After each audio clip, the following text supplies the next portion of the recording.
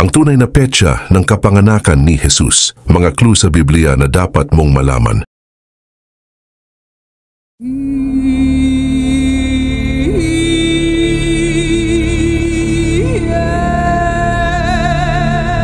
Bawat taon ipinagdiriwang natin ang Pasko tuwing December 25 dahil naniniwala tayong ito ang kapanganakan ni Jesus. Pero alam mo ba na wala sa mga ebanghelyo ang nagsasabing December 25 talaga ipinanganak si Jesus? Kaya naman marami ang nagtatanong kung bakit natin ito ipinagdiriwang sa petsa na ito. At ang mas mahalagang tanong, kailan nga ba talaga ipinanganak si Jesus? Alam mo ba na may mga palatandaan sa Biblia na nagpapakita ng tunay na petsa ng kapanganakan ni Jesus? At ngayong araw sisilipin natin ng malalim ang mga pahina ng Biblia para tuklasin ang isa sa pinakadakilang misteryo sa kasaysayan.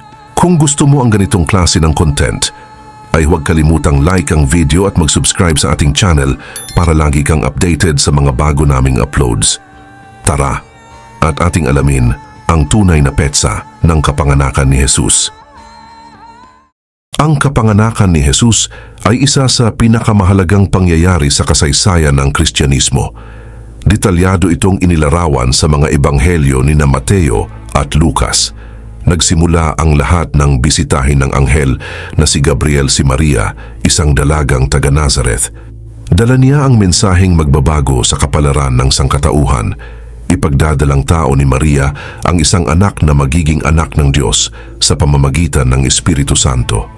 Samantala si Jose, ang kasintahan ni Maria, ay nagduda at natakot. Pero naaliw siya nang mapangarap siya ng panaginip mula sa Diyos. Kumpirmadong bahagi ito ng plano ng Diyos. Ngayon ang unang clue ay ang census, isang utos mula kay Cesar Augusto, ang makapangyarihang emperador ng Roma, na magbalik ang lahat sa kanilang mga bayan para sa isang census. Kahit nahihirapan dahil sa pagbubuntis, naglakbay sina Jose at Maria patungong Bethlehem. Nang dumating sila, sobrang dami ng tao sa lungsod at puno ang mga panuluyan. Ang naging tirahan nila ay isang maliit na kubo ng mga hayop. Doon ipinanganak ang tagapagligtas at inilagay sa isang sabsaban, isang simbolo ng kababaang loob. Sa mga kalapit na parang may mga pastol na nagbabantay ng kanilang mga tupa sa ilalim ng mga bituin. Bigla silang nasilayan ng isang anghel na nagdala ng magandang balita tungkol sa kapanganakan ni Kristo. Nagmadali ang mga pastol na makita si Jesus kasama sina Maria at Jose tulad ng sinabi ng anghel. Nagbago ang buhay nila dahil sa karanasang iyon at nagsimula silang magpatotoo ng balita. Hindi dito nagtatapos ang kwento. Maya-maya dumating ang mga pantas mula sa silangan na tinatawag na mga mago na ginabayan ng isang himalang bituin. Nagdala sila ng mahahalagang regalo, ginto, insenso at mira. Ang mga regalong ito ay may malalim na kahulugan, kaharian, pagkadiyos at sakripisyo na naglarawan sa buhay ng Mesaya. Mahalagang tandaan na ang pagbisita ng mga mago ay hindi nangyari sa mismong gabi ng kapanganakan ni Jesus, ni habang siya ay nasa sabsaban. Kaya naman dahil dito ay marami ang nagtatanong, ipinanganak ba talaga si Jesus noong December 25? Sa ebanghelyo, binanggit na ang mga pastol ay nagbabantay sa mga tupa sa bukid na mahirap mangyari sa malamig at maulan na Disyembre ayon sa kalendaryong Hudyo. Ang mga matagal na paglalakbay, gaya ng ginawa ni Maria at Jose patungong Bethlehem, ay bihira sa taglamig dahil delikado at hindi praktikal. Mahirap ding isipin na magpataw ng census ang mga Romanong otoridad sa ganitong panahon. Mula sa kasaysayan at kultura, ay malamang na hindi ipinanganak si Jesus sa buwan ng Disyembre. Ayon sa masusing pag-aaral ng mga Bible scholars, mas posible ang buwan ng Abril, Hunyo o Oktubre na kaakibat ng mga importanteng pista sa Hudyo tulad ng Paskwa, Pentecostes at Fiesta ng mga Tabernakulo. Sa mga panahong ito, mas maganda ang lagay ng panahon, may anihan at abala ang mga lungsod. Sa panahon ng tag-ani, kumikita ang mga magsasaka at may pagkain ang mga pamilya, kaya nakakabiyahe sila ng mas madali. Dahil dito, mas may punto ang kwento sa Ebanghelyo ni Lucas. Mas madaling maunawaan na ipinanganak si Jesus sa tagsibol o taglagas kaysa sa malamig na taglamig ng Kislev. Sa panahon ni Haring Herodes sa Judea, ipinakilala ang pari na si Zacarias mula sa pangkat ng Aija na may malaking kahalagahan sa pag-alam ng panahon. Ayon sa aklat ng mga kronika, ang mga pari ay nahahati sa 24 na grupo na nagsisilbi ng 15 araw bawat isa. Ang pangkat ng Aija ay nagsilbi noong huling bahagi ng Hulyo, ayon sa kalendaryong Hudyo, na nagsisimula sa Marso o Abril, iba sa Gregorian calendar. Dito nagkaroon si Zacarias ng kakaibang karanasan nang makita niya ang anghel habang nag-aalay ng insenso sa templo. Ipinahayag ng anghel ang pagbubuntis ng kanyang asawa na si Elizabeth kay Juan Bautista. Maaari nating ilagay ang konsepsyon ni Juan Bautista sa Hulyo. Kung bibilangin ang 9 na buwan mula noon, darating tayo sa buwan ng Nisan o Marso at Abril. Ayon sa aklat ni Lucas, itinago ni Elizabeth ang kanyang pagbubuntis ng 5 buwan.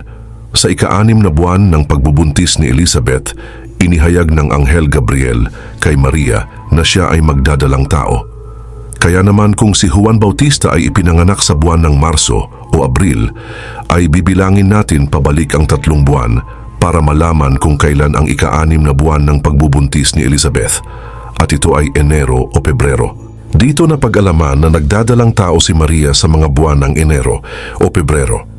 Kung bibilangin ang 9 na buwan mula dito, ay papatak na ipinanganak si Jesus sa buwan ng Setyembre o Oktubre sa buwan ng Tishri sa kalendaryong Hudyo. Bagaman nakasanayan nating ituring na ipinanganak si Jesus noong 1st AD, may mali sa pagkalkula ng kalendaryo. Ipinapakita kasi ng pag-aaral na ipinanganak si Jesus sa mas maagang panahon, mga 6 hanggang 4 BC. Ang issue na ito ay patuloy pa rin pinag-aaralan ng mga scholars ng Biblia.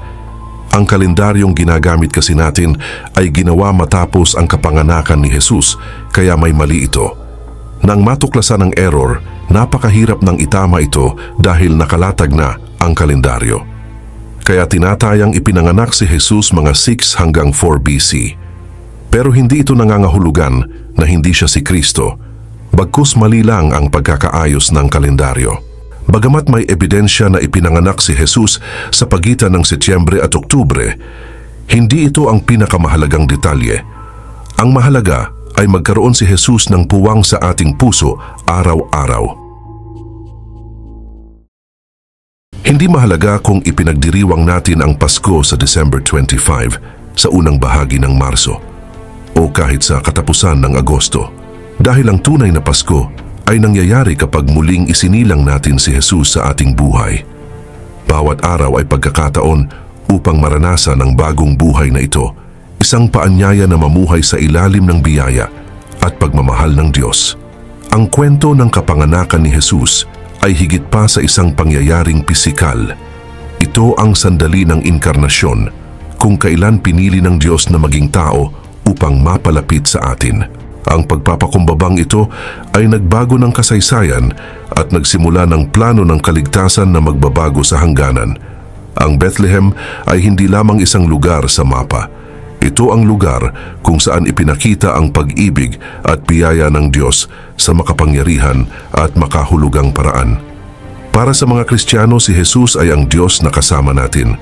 Ang kapanganakan niya ay hindi lamang simula ng isang buhay na kahanga-hanga, kundi simula rin ng landas na hahantong sa sakripisyo sa krus. Ang pagdiriwang ng Pasko ay paggunita sa pangyayaring ito na nagbukas ng kasaysayan ng kaligtasan. Pinag-iisa nito ang sangkatauhan sa mensahe ng pag-asa at pagliligtas.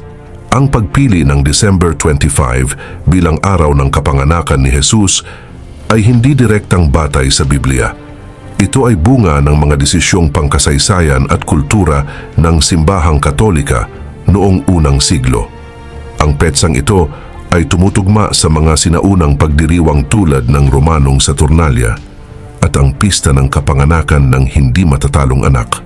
Ito ay mga pista na ginaganap tuwing winter solstice sa hilagang hemisphere, simbolo ng tagumpay ng liwanag laban sa kadiliman. Sa pamamagitan ng pag-adopt ng araw na ito, ginamit ng simbahan ang mga dating pagdiriwang ng mga pagan upang gawing Kristiyano ang mga ito.